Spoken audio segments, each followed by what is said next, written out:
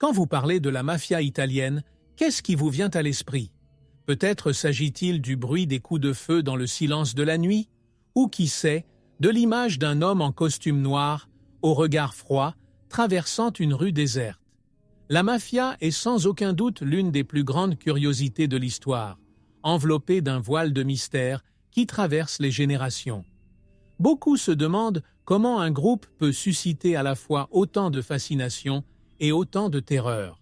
Le mystère de l'histoire de la mafia italienne, avec ses secrets bien gardés, captive l'imaginaire collectif, que ce soit à travers le romantisme des films ou la réalité brutale des journaux. Cliquez maintenant sur « Abonnez-vous » et laissez un like sur la chaîne. Cela ne prendra qu'une seconde. Mais la mafia n'est pas qu'un chapitre de la fiction cinématographique. Il s'agit d'une véritable organisation qui a dominé et domine encore une grande partie de la pègre. Au fil des années, des histoires de pouvoir, de sang et de peur ont construit le mythe que nous connaissons aujourd'hui. Pour certains, la mafia est le symbole de la lutte pour l'autosatisfaction.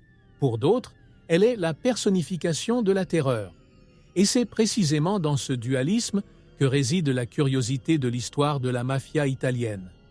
Comment une organisation criminelle a-t-elle réussi à perpétuer si longtemps son influence? L'histoire de la mafia italienne est pleine d'énigmes. Ses secrets, gardés sous clé, continuent d'intriguer aujourd'hui. Qui sont ces personnages mystérieux qui évoluent dans l'ombre? Comment parviennent-ils à influencer les gouvernements, les entreprises et les vies? La réponse à ces questions réside dans le réseau complexe de pouvoir que la mafia a tissé au fil des décennies. Impossible de ne pas être fasciné par la façon dont ils ont infiltré les structures de la société, toujours en avance sur les autorités. Et c'est ainsi que nous commençons ce voyage à travers les secrets les mieux gardés de la mafia italienne. Découvrons ce qui se cache derrière cet empire de mystère, de pouvoir et de peur. Qu'est-ce qui a conduit la mafia à devenir l'une des organisations les plus redoutées et respectées au monde? La réponse réside dans ses origines. Remontons le temps jusqu'à la Sicile du XIXe siècle et comprenons comment tout a commencé. Dans la Sicile du XIXe siècle, terre marquée par l'oppression féodale, les graines de la mafia ont commencé à germer. Dans cet environnement d'injustice, un besoin d'autodéfense s'est fait sentir et les familles locales ont commencé à s'organiser en groupes pour protéger leurs intérêts. C'était le début de quelque chose de bien plus grand que ce que l'on pouvait imaginer. Le mystère de l'histoire de la mafia italienne commence ici même, parmi les champs arides et les villages isolés, où le pouvoir ne venait pas des lois, mais de la force et de l'influence des familles mafieuses. L'oppression que les Siciliens ont subie de la part des seigneurs féodaux a donné naissance à une structure de pouvoir parallèle. Ainsi, les familles ont commencé à assumer la responsabilité d'imposer leur propre justice. Au cours de ces premières années, les conflits territoriaux et la protection des terres sont devenus les piliers de cet empire naissant.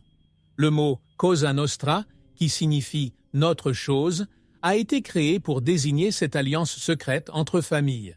Et à partir de là, l'énigme de l'histoire de la mafia a commencé à s'étendre, s'enracinant profondément dans la culture sicilienne. Derrière Cosa Nostra, il y avait bien plus que de l'argent et du territoire. Il y avait une philosophie de pouvoir, de respect et de loyauté. Le code de l'honneur, connu sous le nom d'omerta, a été instauré comme une règle absolue, le silence. Quiconque violait ce pacte s'expose à des conséquences mortelles. Ce silence n'était pas seulement une stratégie, mais une forme de survie dans un monde où la trahison était passible de mort. La curiosité de l'histoire de la mafia réside précisément là, dans la loyauté indéfectible qui unissait ses membres. Au fil du temps, cette organisation s'est développée et s'est renforcée. L'empire mafieux, qui a commencé comme une simple union de familles siciliennes, allait bientôt devenir l'une des plus grandes forces du crime organisé au monde. C'est ainsi que la mafia a quitté la Sicile et a commencé à étendre ses tentacules au-delà de la Méditerranée, influençant le destin de nations entières. Mais comment cette structure de pouvoir s'est-elle organisée pour durer aussi longtemps? Découvrons-le dans la prochaine étape de cette histoire intrigante. La mafia italienne n'est pas une organisation ordinaire. Elle fonctionne comme une véritable machine de pouvoir, avec une hiérarchie complexe qui garantit sa survie au fil des années. Au sommet de cette pyramide se trouvent les capos, les hauts dirigeants qui prennent des décisions et commandent avec une autorité impitoyable. En dessous d'eux, les soldats exécutent les ordres et les associés travaillent dans l'ombre, sans lien direct, mais toujours prêts à servir l'organisation. Cette chaîne de commandement est au cœur du mystère de l'histoire de la mafia italienne, où chaque élément a sa place et sait exactement quoi faire. Mais ce qui maintient cette structure en place, ce n'est pas seulement la puissance brute, mais aussi le code d'honneur connu sous le nom d'omerta. Ce pacte de silence est le ciment qui unit l'organisation. La trahison est non seulement impensable, mais elle est mortelle. L'omerta exige une loyauté absolue et toute déviation peut coûter la vie à quiconque ose rompre ce serment. C'est là la curiosité de l'histoire de la mafia. Comment un simple code de conduite a réussi à maîtriser tant de peur, de respect et d'obéissance pendant des générations. En plus de l'omerta, il existe un système de récompense et de punition qui maintient tout le monde sous contrôle. Ceux qui se montrent fidèles au fil des années sont récompensés par de l'argent, du pouvoir et de la protection. Ceux qui échouent dans leur mission, ou pire, trahissent la confiance, sont éliminés sans hésitation. Et c'est la clé de la longévité de la mafia.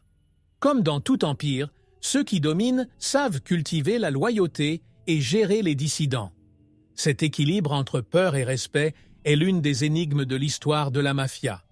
Ainsi, la mafia continue de tout contrôler en silence, invisible aux yeux de la majorité, mais toujours présente. Telle une ombre qui ne s'efface jamais, elle façonne la société et influence même les plus hauts échelons du pouvoir. Mais qui sont les hommes qui commandent réellement cette machine? Dans la prochaine étape de notre voyage, nous rencontrerons certains des grands patrons qui ont façonné cette histoire de pouvoir et de peur. Dans la vaste énigme de l'histoire mafieuse, il existe des personnages qui s'imposent comme de véritables piliers du pouvoir. Don Vito Caccioferro, l'un des premiers grands patrons de la mafia sicilienne, était l'une de ces figures. Il personnifie la transition d'un système de protection locale à une organisation criminelle internationale. Don Vito opérait comme un roi dans l'ombre, manipulant les autorités, contrôlant les territoires et se bâtissant une réputation d'invincibilité. Le mystère entourant ses actions a fait craindre et vénérer son nom, non seulement en Italie, mais aussi aux États-Unis. Des décennies plus tard, un autre nom marquera de manière indélébile l'histoire de la mafia, Lucky Luciano. Doté d'un esprit stratégique et froid, Luciano fut chargé de transformer la mafia en une véritable société criminelle. Il a réuni différentes factions et a créé ce qui est devenu connu sous le nom de commission, une sorte de conseil qui réglementait les activités des familles mafieuses aux États-Unis.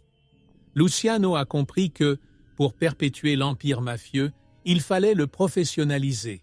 C'est ainsi qu'il a tissé un réseau qui reliait la mafia italienne à la mafia américaine, un mystère de l'histoire qui a laissé de profondes marques sur les deux nations.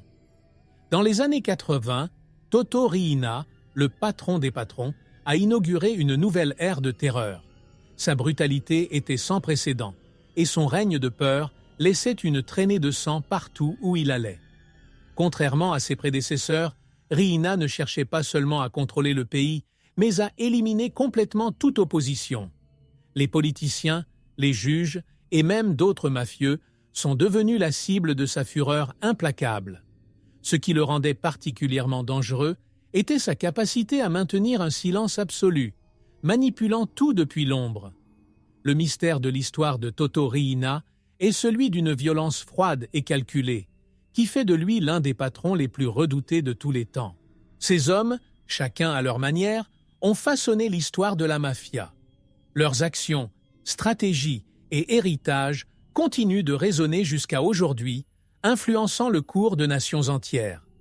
Mais la mafia ne se limitait pas aux frontières italiennes. Au contraire, il a étendu ses tentacules à travers le monde. Comprenons maintenant comment la mafia a quitté la Sicile pour conquérir le monde. Le pouvoir de la mafia italienne ne se limitait pas aux îles siciliennes. À la fin du XIXe et au début du XXe siècle, l'immigration massive d'Italiens vers les États-Unis a apporté quelque chose au-delà de nouveaux rêves et espoirs. Elle a apporté les germes de la mafia. Les premiers immigrants siciliens arrivés dans le Nouveau Monde emportaient avec eux le code d'honneur et les alliances secrètes forgées dans leur pays d'origine. Le mystère de l'histoire de la mafia commença également à se dévoiler sur le sol américain, où elle trouvera de nouvelles opportunités et de nouveaux défis. Aux États-Unis, la mafia a trouvé un terrain fertile pour se développer et s'implanter. Dans des villes comme New York, Chicago et la Nouvelle-Orléans, les mafieux se sont rapidement intégrés dans le monde criminel, offrant une protection aux commerçants italiens et s'impliquant dans la contrebande d'alcool pendant la Prohibition. Dans ce contexte, les liens entre les mafias italiennes et américaines se sont renforcés, créant un pont de pouvoir qui a permis aux deux factions de prospérer. C'est le début d'un nouveau chapitre dans l'énigme de l'histoire de la mafia, où ses opérations traversent l'Atlantique. Mais l'expansion de la mafia ne s'est pas limitée aux États-Unis. En Europe, la mafia italienne a également étendu ses tentacules, influençant les marchés illégaux en France, en Allemagne et même au Royaume-Uni.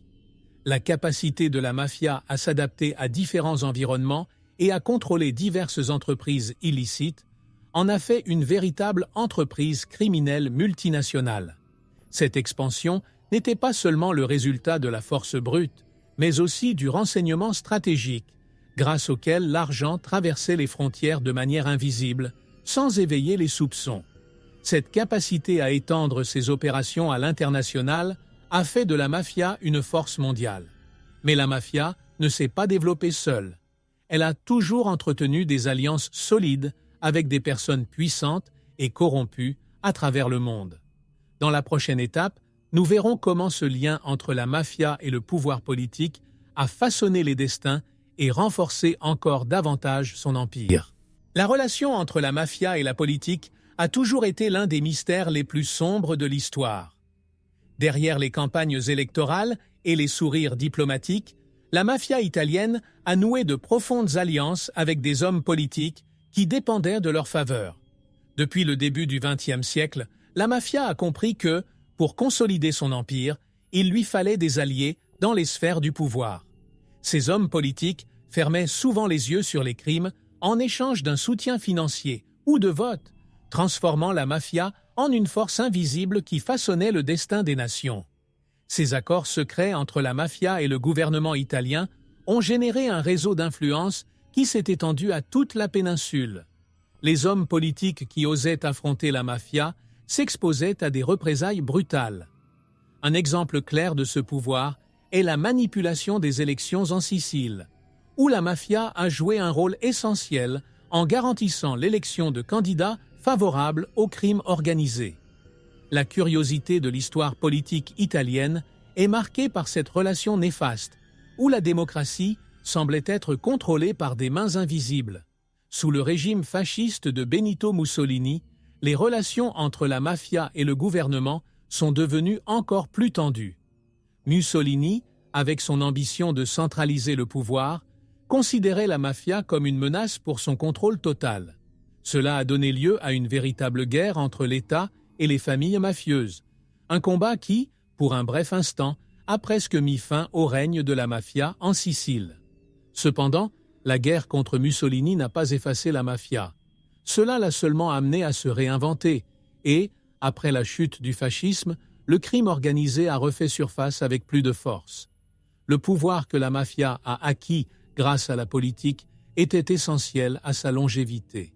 Ces alliances garantissaient l'impunité à leurs membres et ouvraient la porte à la croissance de leurs activités illicites. Mais ce ne sont pas seulement les connexions politiques qui ont financé l'empire mafieux. En coulisses, la mafia a accumulé des milliards de profits grâce à ses activités illégales. Plongeons maintenant dans les sombres détails de la façon dont la mafia a fait fortune grâce au crime organisé. Derrière chaque action de la mafia italienne se cache une motivation claire, le profit. L'empire bâti par la mafia était financé par un vaste réseau d'entreprises illégales qui s'étendait sur des décennies et traversait les continents. Le trafic de drogue était sans aucun doute l'un des piliers de cet empire. De l'héroïne qui affluait de Sicile vers les États-Unis à la cocaïne qui finançait les cartels et la mafiosie, la mafia a su transformer le crime en un business extrêmement lucratif. Le sang versé dans les rues fut le prix à payer pour que ce marché continue à prospérer. L'extorsion était une autre source cruciale de revenus. Les commerçants et hommes d'affaires locaux ont été contraints de payer pour la protection offerte par les mafieux. Ceux qui refusaient de coopérer ont souvent subi de violentes représailles et leurs entreprises ont été détruites ou reprises par l'organisation. Cette pratique, connue sous le nom de pizzo, générait des millions de profits et garantissait à la mafia le contrôle de la vie économique des régions où elle opérait. L'énigme de l'histoire de la mafia ne réside pas seulement dans sa violence, mais aussi dans la manière dont elle a réussi à dominer autant sur la base de la peur. Un autre marché où la mafia s'est démarquée est celui du trafic d'armes et de la contrefaçon de produits. Les armes illégales circulaient au-delà des frontières, alimentant les guerres et les conflits, tandis que la mafia remplissait ses caisses. La contrefaçon, en revanche, touchait tout: les vêtements, les documents, l'argent. Ce commerce parallèle était un moyen efficace de blanchir de l'argent et de générer davantage de profits, toujours sous le regard invisible des autorités. La mafia a su exploiter les faiblesses des systèmes juridiques pour faire prospérer ses entreprises, tout en conservant l'apparence d'un groupe impénétrable. Ces entreprises illégales ont été la base de l'empire mafieux pendant des générations. Mais, au-delà des délits hors la loi, la mafia a aussi su jouer le jeu au sein du système, en infiltrant les entreprises légales et en les utilisant pour blanchir leurs fortunes. Dans la prochaine étape, nous verrons comment la mafia a réussi à se camoufler dans les engrenages du monde des affaires et du monde juridique, transformant l'argent sale en fortune respectable. Autant la mafia a bâti sa réputation grâce au crime et à la violence, autant elle a su se camoufler dans le monde des affaires légitimes.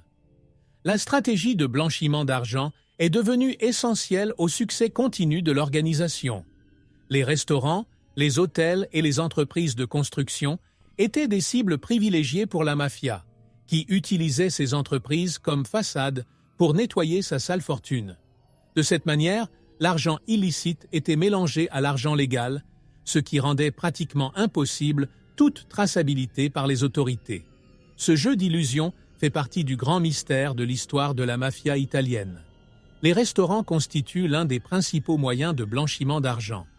Imaginez-vous entrer dans un restaurant de luxe, déguster un plat exquis, sans savoir que l'argent qui a financé cet endroit provient du trafic de drogue et de l'extorsion. À la fin de la soirée, l'argent sale serait déjà légalement enregistré comme revenu du restaurant. Mais le mystère de l'histoire va bien au-delà. Les entreprises de construction, par exemple, étaient utilisées non seulement pour blanchir de l'argent, mais aussi pour contrôler les appels d'offres et garantir que la mafia profitait encore davantage des marchés publics. Le tourisme était également un autre secteur exploré. Les hôtels de bord de mer, censés être luxueux, servaient à générer des fortunes grâce à l'argent illicite. Ce qui semblait être une entreprise ordinaire était en réalité profondément enraciné dans le crime organisé. Et cela ne s'est pas arrêté là. Les banques et les grandes entreprises, souvent sans même s'en rendre compte, ont fini par s'impliquer dans ce schéma. La mafia savait comment infiltrer les systèmes financiers, et ainsi sa fortune grandissait, silencieusement, à l'abri des regards de la loi. Cette capacité à se cacher à la vue de tous a permis à la mafia de survivre pendant si longtemps. Tandis que les autorités se concentraient sur la délinquance de rue, la mafia transformait l'argent sale en immenses fortunes légitimes. Mais l'argent ne s'est pas limité aux entreprises locales. La mafia avait une forte emprise sur un autre domaine lucratif et dangereux, le jeu. Voyons maintenant comment la mafia est devenue le roi des jeux et paris illégaux. Les paris ont toujours été une tentation pour ceux qui recherchent une chance rapide de devenir riches, et la mafia italienne a su capitaliser sur cette faiblesse humaine. Dans les coulisses des grands casinos et des courses hippiques, le crime organisé était présent, contrôlant les paris et faisant en sorte qu'au final, la maison, ou plutôt la mafia, gagne toujours. La montée des paris illégaux était l'un des plus grands secrets de l'histoire du crime organisé. Et c'est ainsi que la mafia italienne a consolidé sa fortune. Des jeux de hasard clandestins aux opérations de haut niveau à Las Vegas, la mafia a toujours détenu les cartes. Durant la période de la prohibition aux États-Unis, les mafieux ont découvert une nouvelle mine d'or dans les jeux de hasard. Las Vegas est devenu un paradis pour ces hommes d'affaires de la pègre. Avec l'argent provenant de leurs activités illégales, ils ont commencé à construire des casinos et à transformer le désert du Nevada en un empire du jeu. La curiosité de l'histoire est de savoir comment la mafia a su profiter d'une opportunité légale pour assainir sa fortune et étendre davantage ses opérations. Les casinos comme Flamingo, propriété de Bugsy Siegel, financés par des personnalités criminelles, sont des exemples clairs de cette fusion entre le légal et l'illicite. En Italie, le football et les courses de chevaux sont devenus des cibles faciles pour les opérations mafieuses. En contrôlant les joueurs, les arbitres et même les directeurs de clubs, la mafia manipulait les résultats et encaissait des profits astronomiques grâce à des paris truqués. Il ne s'agissait pas seulement de gagner de l'argent, mais de contrôler le jeu à tous les niveaux. Ainsi, les paris illégaux sont devenus l'une des principales sources de revenus de la mafia italienne, une véritable énigme historique qui montre comment le crime organisé a réussi à s'infiltrer même dans le sport. Mais les paris ne se limitent pas aux jeux traditionnels. Avec les progrès de la technologie, la mafia a trouvé de nouveaux moyens d'étendre son empire dans le monde numérique, notamment sur le marché des paris en ligne. Le contrôle des paris est devenu mondial, avec des systèmes électroniques qui masquaient les opérations criminelles et multipliaient les profits. Mais l'influence de la mafia ne s'arrête pas là. Comprenons maintenant comment il a également infiltré un autre domaine inattendu, le monde du divertissement, notamment du cinéma. S'il y a un endroit où la mafia a su s'infiltrer de manière subtile et puissante, c'est bien dans le showbiz. La relation entre la mafia italienne et Hollywood est l'une des grandes curiosités de l'histoire, souvent déguisée en simple coïncidence ou inspiration. Mais la vérité est que les chefs du crime organisé n'ont pas seulement inspiré les films, ils ont aussi directement influencé la production cinématographique. Hollywood, avec ses rêves glamour et ses lumières vives, était le terrain idéal pour que la mafia blanchisse de l'argent et gagne en prestige auprès des stars. Les stars de cinéma, les réalisateurs et les producteurs se sont souvent retrouvés impliqués, consciemment ou inconsciemment, dans des personnalités mafieuses. Le mystère de l'histoire révèle que des productions majeures sur la mafia, comme Le Parrain, non seulement ils ont été inspirés par des événements réels, mais ils ont également reçu des conseils des truands eux-mêmes. Les histoires d'intimidation, de faveurs spéciales et même de menaces de mort n'étaient pas rares. Certains acteurs et réalisateurs se sont trop rapprochés du monde réel qu'ils représentaient, ce qui a apporté une couche supplémentaire d'authenticité au film, mais aussi de danger. La mafia a également trouvé dans le showbiz un moyen d'augmenter sa fortune.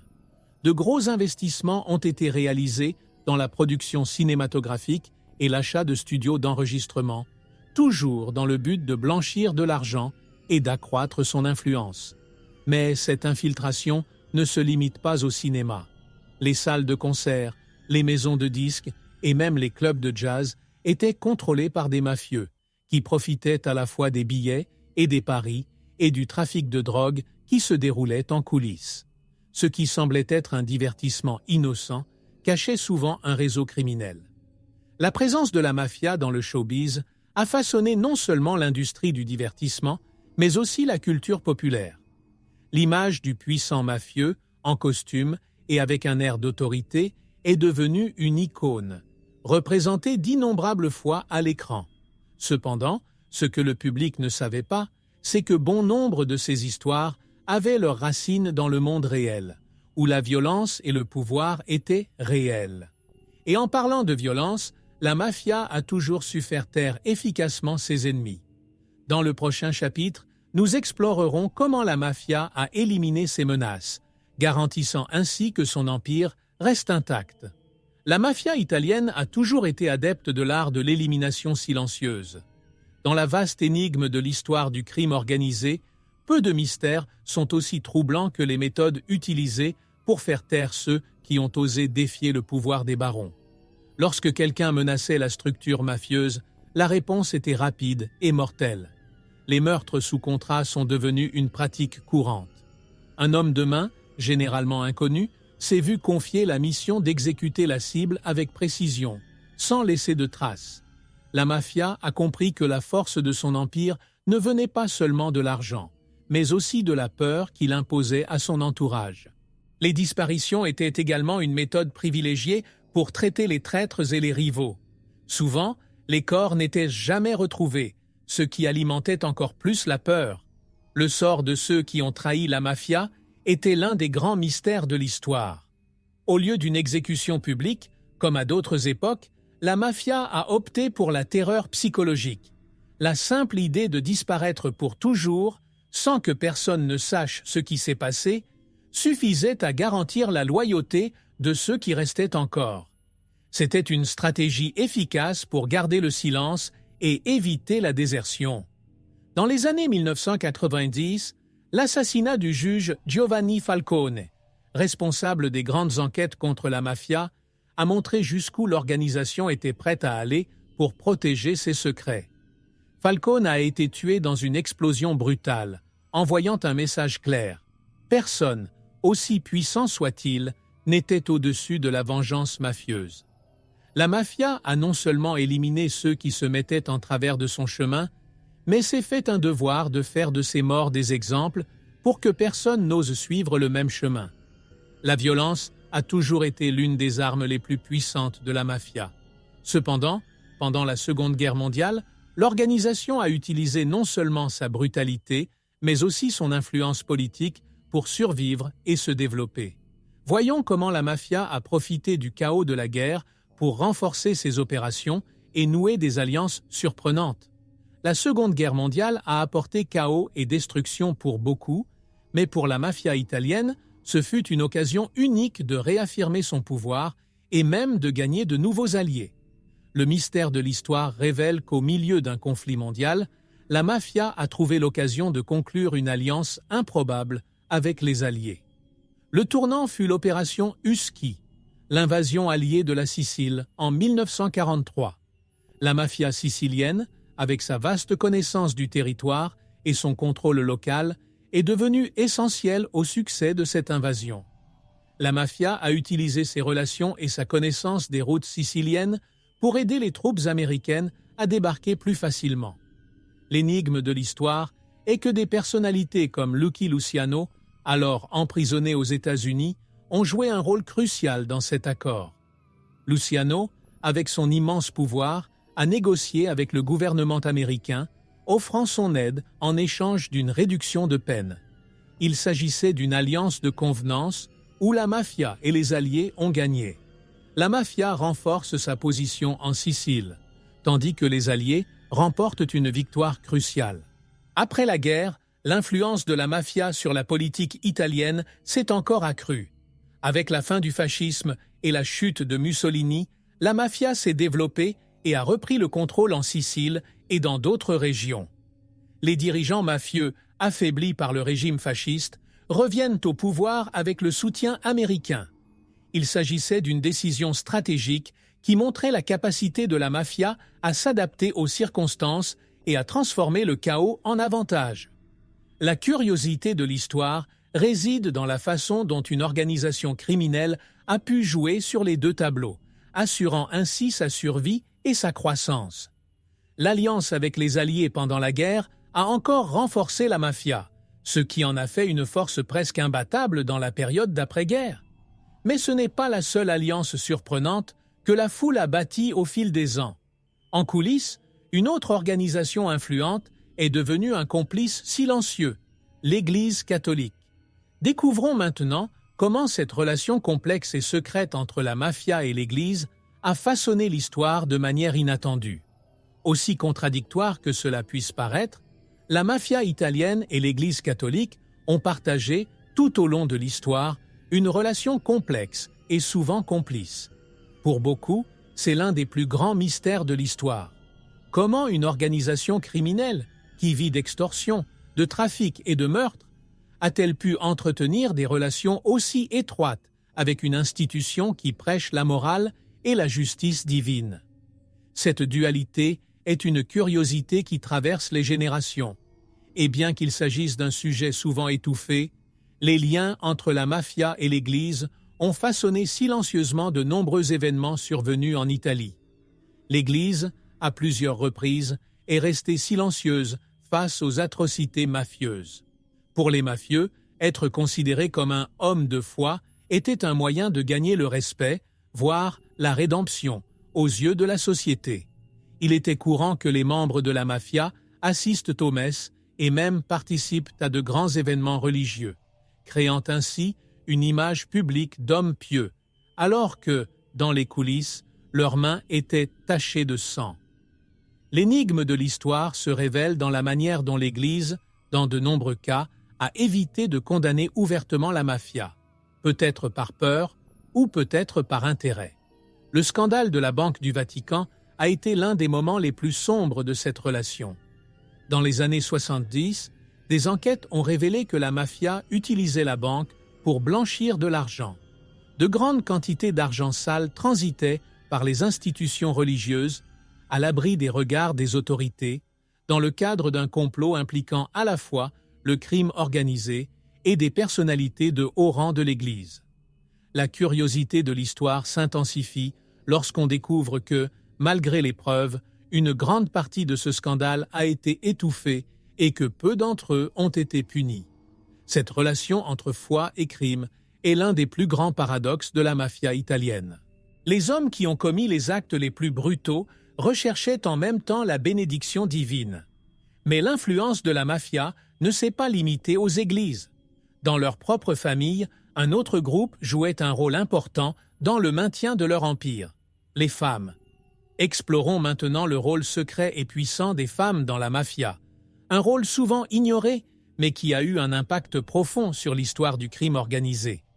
Lorsqu'on parle de mafia, l'image qui vient généralement à l'esprit est celle d'hommes puissants et impitoyables. Mais derrière ces hommes, il y avait des femmes qui jouèrent un rôle crucial dans le maintien de l'empire mafieux. Bien que souvent invisibles dans les pages de l'histoire, les femmes de la mafia étaient les gardiennes de ces secrets les plus profonds. Ils ont non seulement pris soin de leur famille, mais ont également contribué à préserver la structure criminelle, étant responsables de décisions importantes en coulisses. Ce mystère de l'histoire révèle à quel point le rôle des femmes était essentiel à la longévité du pouvoir mafieux. Les femmes de la mafia étaient souvent considérées comme des figures passives, des femmes au foyer qui entretenaient la maison, tandis que leurs maris, frères et fils s'occupaient des sales affaires. Cependant, la curiosité de l'histoire révèle qu'à de nombreuses reprises, ils ont assumé des rôles de leadership, notamment lorsque des hommes ont été arrêtés ou tués. Les veuves des mafieux héritaient souvent du pouvoir et, au lieu de se retirer, continuaient de diriger l'entreprise d'une main ferme. Ces femmes, derrière une façade de respect et de silence, étaient des stratèges aussi froides et calculatrices que les hommes avec qui elles vivaient. De plus, certaines femmes de la mafia étaient connues pour leur brutalité. Dans certaines familles, ils n'ont pas hésité à ordonner des assassinats ou à trahir ceux qu'ils considéraient comme une menace pour la stabilité de l'organisation. Le cas d'Assunta Maresca, la première femme italienne reconnue coupable d'un meurtre lié à la mafia, est un exemple clair de la façon dont le rôle des femmes a souvent été sous-estimé. Elles savaient jouer le même jeu cruel et impitoyable que leurs maris et leurs frères, mais avec une discrétion qui passait souvent inaperçue. Derrière chaque grand chef de la mafia, il y avait une femme qui non seulement le soutenait, mais qui, dans de nombreux cas, influençait ses décisions. le secret de la force de la mafia était également entre les mains de ces femmes, qui maintenaient l'équilibre entre la famille et les affaires. Ainsi, tandis que les hommes dominaient le devant de la scène, les femmes veillaient à ce que les secrets restent intacts dans l'ombre. Cependant, la mafia a également trouvé un autre moyen de contrôler le pouvoir, en volant le patrimoine culturel italien. Découvrons maintenant comment le trafic d'art et d'histoire est devenu un autre chapitre sombre de la mafia. La mafia italienne ne se contentait pas uniquement des profits tirés de la drogue, de l'extorsion et des jeux illégaux. Dans sa quête incessante de pouvoir et d'argent, elle a trouvé une nouvelle source de richesse, le patrimoine culturel italien. Le trafic d'antiquités et d'œuvres d'art est devenu l'une des opérations les plus lucratives du crime organisé. Le mystère de l'histoire réside dans le fait que la mafia a non seulement volé ces pièces, mais les a également utilisées pour blanchir de l'argent, transformant ainsi les œuvres d'art volées en millions de dollars. Des galeries d'art et des collectionneurs du monde entier, souvent sans le savoir, sont devenus complices de ce réseau criminel. Des pièces historiques inestimables, telles que des statues romaines, des vases étrusques et des peintures de la Renaissance, ont été retirées des sites archéologiques et des musées sur ordre de la mafia. Ces reliques, qui représentaient des siècles d'histoire italienne, ont disparu entre les mains du crime organisé et sont réapparues dans les ventes aux enchères internationales ou dans les collections privées de magnates. Le vol de ces pièces a non seulement appauvri la culture italienne, mais a également enrichi les poches des chefs de la mafia, qui ont utilisé ces transactions pour dissimuler leurs activités illégales. Le trafic du patrimoine culturel est également un moyen pour la mafia d'exercer un contrôle sur les autorités locales. Ayant accès à de grosses sommes d'argent et à des contacts puissants, ils ont pu soudoyer la police et les fonctionnaires pour qu'ils ferment les yeux sur les fouilles illégales et les vols de musées. Ce jeu de pouvoir a permis à la mafia de conserver un avantage sur l'État, tout en exploitant l'un des atouts les plus précieux du pays. La curiosité de l'histoire réside dans la façon dont la mafia a utilisé cette richesse culturelle, non seulement pour réaliser du profit, mais aussi pour garantir son influence politique et sociale.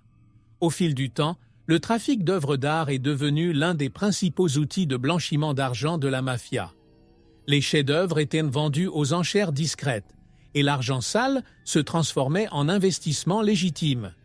Cette opération sophistiquée a montré que la mafia n'était pas seulement une organisation violente, mais aussi une force qui savait exploiter les faiblesses du système culturel et économique. Mais à mesure que la mafia se développait, des enquêtes policières plus intenses ont également commencé à voir le jour. Comprenons maintenant comment les grandes opérations policières des années 90 ont menacé de renverser l'empire mafieux. Les années 90 marquent le début d'une nouvelle ère dans la lutte contre la mafia italienne. Après des décennies d'impunité, les autorités italiennes et internationales ont commencé à lancer d'importantes opérations policières pour démanteler l'empire mafieux. C'était le début d'une bataille que beaucoup croyaient impossible à gagner. Mais les arrestations de grands patrons comme Toto Riina ont prouvé que même les mafieux les plus puissants pouvaient tomber. Le mystère de l'histoire est de savoir comment, après si longtemps, la justice a réussi à atteindre des personnages qui semblaient intouchables. Toto Riina, surnommé le patron des patrons, a été capturé en 1993 après près de 25 ans de cavale. Son arrestation constitue un coup dévastateur pour la mafia, qui se croyait jusque-là hors de portée de la loi. Riina fut responsable de l'une des époques les plus sanglantes de la mafia sicilienne, et sa chute représenta un tournant dans la lutte contre le crime organisé. La curiosité de l'histoire réside dans la façon dont sa capture a révélé la profondeur du réseau mafieux et les secrets qu'il portait, dont beaucoup restent encore cachés. Mais la chute de Riina n'était pas la fin. D'autres dirigeants ont également commencé à être arrêtés et des opérations telles que Opération Maos Limpas ont démantelé une grande partie de l'infrastructure de la mafia. Les grandes familles mafieuses étaient affaiblies et l'État semblait enfin avoir une chance de reprendre le contrôle. Cependant, le mystère de l'histoire demeure. Même si de nombreux patrons ont été arrêtés, la mafia a continué d'exister, s'adaptant aux nouvelles circonstances et maintenant ses opérations, quoique de manière plus discrète. La mafia, malgré les coups durs, n'a pas disparu. Elle s'est réinventée en se concentrant sur de nouvelles formes de criminalité, comme le trafic de drogue et la cybercriminalité. La lutte contre la mafia continue, mais l'arrestation des grands patrons dans les années 90 a prouvé que même les plus puissants pouvaient être renversés. Cependant, l'histoire de la mafia ne se limite pas aux rues et aux prisons. Même derrière les barreaux, de nombreux patrons ont continué à diriger leurs opérations. Explorons maintenant comment la mafia a maintenu son pouvoir dans les prisons et les révélations surprenantes sur la vie des gangsters incarcérés.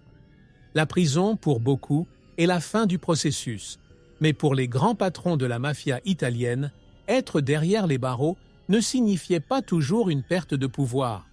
Au contraire, les prisons sont souvent devenues de nouveaux centres de contrôle, à partir desquels les mafieux ont continué à diriger leurs opérations avec autant d'efficacité qu'auparavant. C'est l'un des plus grands mystères de l'histoire de la mafia. Comment ils ont réussi à maintenir leur influence, même lorsqu'ils sont incarcérés. La mafia transforma les prisons en véritables bureaux, où les ordres étaient donnés et les secrets restaient protégés. La vie des gangsters en prison était variée. Certains bénéficiaient de privilèges dont d'autres prisonniers n'auraient jamais rêvé d'avoir. Avec de l'argent, du pouvoir et de l'influence, les patrons ont veillé à ce que leurs conditions de vie soient bien meilleures que celles des prisonniers ordinaires. Des cellules spacieuses, des visites fréquentes et même des repas préparés sur mesure faisaient partie du quotidien de beaucoup d'entre eux. Mais ce n'était pas seulement une question de confort. La curiosité de l'histoire révèle que les prisons sont devenues le cadre idéal pour que les mafieux puissent entretenir leur réseau de contacts et assurer la pérennité de leurs entreprises. De plus, la communication avec le monde extérieur était essentielle. Des lettres codées, des visites d'avocats et de familles, voire des gardes corrompus, garantissaient que les instructions des patrons étaient suivies à la lettre à l'extérieur. La mafia utilisait la prison comme point de commandement stratégique et bon nombre de ses membres les plus influents continuaient d'exercer le pouvoir même derrière les barreaux. Cela montre à quel point la mafia est bien organisée et résiliente, véritable énigme dans l'histoire du crime organisé. Le pouvoir n'a jamais été complètement perdu, seulement transformé. Des fuites spectaculaires ont également marqué l'histoire de la mafia à l'intérieur des prisons. Dans certains cas, les patrons ont réussi à s'échapper des complexes de haute sécurité, laissant les autorités perplexes et révélant le degré d'infiltration de la mafia dans diverses institutions. Mais la mafia ne se limite pas aux prisons. Ses influences ont atteint d'autres secteurs improbables, notamment le Vatican. Découvrons maintenant les secrets qui lient la mafia à l'Église et comment cette relation a façonné l'histoire de manière surprenante. La relation entre la mafia et le Vatican est l'un des sujets les plus controversés et les plus sombres de l'histoire moderne. Pour beaucoup, l'idée qu'une organisation criminelle puisse avoir un quelconque lien avec l'Église catholique semble impensable. Cependant, au fil des années, des preuves sont apparues, suggérant que le Vatican, à des moments cruciaux, entretenait des liens secrets avec la mafia italienne. Cette énigme de l'histoire est entourée de théories du complot, mais aussi de faits qui, aussi choquants soient-ils, révèlent une relation complexe entre foi et crime. L'un des cas les plus emblématiques de ce lien a été le scandale de la Banque du Vatican dans les années 70. La banque s'est avérée impliquée dans des transactions financières illégales, dont beaucoup étaient liées à la mafia. De grandes quantités d'argent sale circulaient dans les caisses de l'Église, et de hauts responsables du Vatican étaient accusés de dissimuler ces opérations. Le mystère de l'histoire réside dans la façon dont une institution aussi influente a permis, sous sa protection, de blanchir l'argent du crime organisé, sans qu'il y ait de répercussions publiques majeures. Une autre curiosité de cette histoire était l'influence supposée de la mafia dans l'élection des papes. Certaines théories suggèrent qu'à certaines occasions, les mafieux ont tenté d'interférer dans le conclave, le processus de choix du nouveau pape, pour s'assurer qu'une personne plus favorable à leurs intérêts prenne le commandement de l'Église. Bien que ces allégations n'aient jamais été définitivement prouvées, le simple fait qu'elles aient été discutées montre à quel point les soupçons sur l'influence du crime organisé étaient profonds, même au plus haut niveau du Vatican. La relation entre la mafia et le Vatican reste entourée de secrets et de nombreuses questions restent sans réponse. Le pouvoir que la mafia exerçait sur les institutions sacrées et respectées montre à quel point son réseau d'influence était bien plus vaste que quiconque ne pouvait l'imaginer. Cependant, la vérité derrière ces liens interdits ne sera peut-être jamais entièrement révélée. Plongeons maintenant dans un autre mystère, les anciens truands qui se sont repentis et ont décidé de révéler les secrets les plus profonds de l'organisation. Comprenons comment ces repentis ont changé le cours de l'histoire mafieuse. Tout au long de l'histoire de la mafia italienne, peu d'événements ont autant ébranlé ces structures que l'émergence des repentis. Ces anciens mafieux, qui ont décidé de rompre le pacte du silence, dits repentis, sont à l'origine de certaines des révélations les plus choquantes sur les rouages de la mafia. En révélant des secrets gardés pendant des décennies, ces hommes ont non seulement démantelé des opérations criminelles, mais ont également découvert l'un des plus grands mystères de l'histoire, le véritable pouvoir derrière la mafia. Tommaso Buscetta, l'un des repentants les plus célèbres, fut le premier à abattre les murs du silence. Buscetta, qui avait été un membre haut placé de la mafia, a décidé de collaborer avec les autorités italiennes dans les années 80, après avoir vu sa famille détruite par ses anciens alliés. Sa décision de s'exprimer n'était cependant pas par altruisme, mais par vengeance. Il savait que sa vie ne serait plus jamais la même et qu'il devrait vivre caché pour le reste de ses jours. Ce qui est intéressant dans l'histoire de Buscetta, c'est qu'il a non seulement révélé le fonctionnement interne de la mafia sicilienne, mais a également révélé des noms, des lieux et des stratégies, aidant ainsi la police à arrêter des dizaines de gangsters. Il était l'un des principaux responsables de l'opération Maos Limpa. Mais la trahison a un prix. De nombreuses personnes repenties ont commencé à vivre comme des fantômes, changeant constamment d'identité, vivant sous la protection de la police et craignant pour leur vie à chaque minute. La mafia n'est plus aussi visible qu'au XXe siècle, mais cela ne veut pas dire qu'elle a disparu. Au contraire, de nombreux experts estiment que l'organisation s'est simplement adaptée au temps changeant. Avec les progrès de la technologie, la mafia italienne a diversifié ses activités et a pénétré des marchés mondiaux tels que le trafic de drogue, la cybercriminalité et le blanchiment d'argent numérique. Ce qui est intéressant dans cette histoire, c'est que même si beaucoup pensent que le crime organisé est en train de disparaître, il pourrait être plus actif que jamais, simplement en utilisant de nouveaux outils. La lutte contre la mafia est constante, et les autorités italiennes continuent de tenter de démanteler leurs opérations. Cependant, l'énigme de l'histoire est de savoir si cette bataille peut réellement être gagnée. La mafia, avec sa capacité d'adaptation et son ancrage profond dans la société, trouve toujours le moyen de se relever. Quel avenir pour la mafia italienne? Va-t-elle se transformer en quelque chose d'encore plus invisible et difficile à combattre? Ou va-t-elle enfin connaître sa fin? Même si les opérations policières majeures ont affaibli la mafia, la vérité est que son héritage perdure. Que ce soit dans le contrôle du crime organisé ou dans la culture populaire, la mafia reste une force incontournable. Ainsi, le mystère de la mafia italienne persiste, laissant une question en suspens. Assiste-t-on à la fin d'une époque ou au début d'une nouvelle phase, encore plus dangereuse? Historiens, si vous aimez découvrir les mystères et les histoires incroyables que nous partageons ici sur Mystères de l'Histoire, pourquoi ne pas soutenir la chaîne en faisant un don d'1 € seulement via PayPal? Ce petit geste peut faire une grande différence et est essentiel pour que nous puissions garder la chaîne active. Sans votre soutien, notre chaîne pourrait disparaître à tout moment. Pour faire votre don, consultez le lien dans le premier commentaire épinglé de cette vidéo. Ne laissez pas notre travail s'arrêter, nous comptons sur vous. Abonnez-vous à la chaîne, laissez un like et un commentaire. Merci